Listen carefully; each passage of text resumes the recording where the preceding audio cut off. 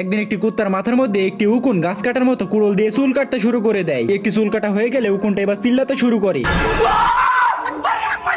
मैंने कुछ नहीं किया। উকুনটা অনেকগুলো চুল কেটে তার থাকার জন্য ঘর তৈরি করে ফেলেছিল। চুল কাটা হয়ে গেলে উকুনটা এবার কুত্তার মাথার মধ্যে খোসা দিতে শুরু করে দেয়। কুত্তা রেগে গিয়ে এবার তার মাথার মধ্যে চুল কাটতে শুরু করে, যার জন্য মাথার চুলের মধ্যে ভূমিকম্প হতে শুরু করে। তো এদিকে আবার অনেকগুলো জঙ্গলি উকুন মাথার মধ্যে বসবাস করছিল। যখনই জঙ্গলি উকুনগুলো মাথার মধ্যে ভূমিকম্প হতে দেখে তখনই বুঝতে পেরে যায় এই মাথার মধ্যে তাদের শত্রু উকুন আছে, যার জন্য শত্রু উকুন এবং জঙ্গলি উকুনের মধ্যে যুদ্ধ বেঁধে যায়। শত্রু উকুনটা গান দিয়ে ফায়ার করতে শুরু করে দেয় এবং জঙ্গলি উকুনটা তীর মারতে শুরু করে দেয়। এভাবে যুদ্ধ চলতে চলতে শত্রু উকুনটা একটি জঙ্গলি উকুনকে ফায়ার করে দেয়। কুত্তা বলতে পারে যে তার মাথার মধ্যে উকুনের কোনো গড়বড় চলতেছে। এদিকে যুদ্ধ চলতে চলতে শত্রু উকুনের গানের গুলি ফুরিয়ে যায়, যার জন্য শত্রু উকুনটা সেখান থেকে ভাগতে শুরু করে দেয়।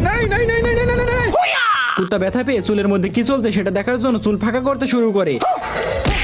কি বলবো? कौन है ये? যা পুচকে sorry sorry sorry sorry sorry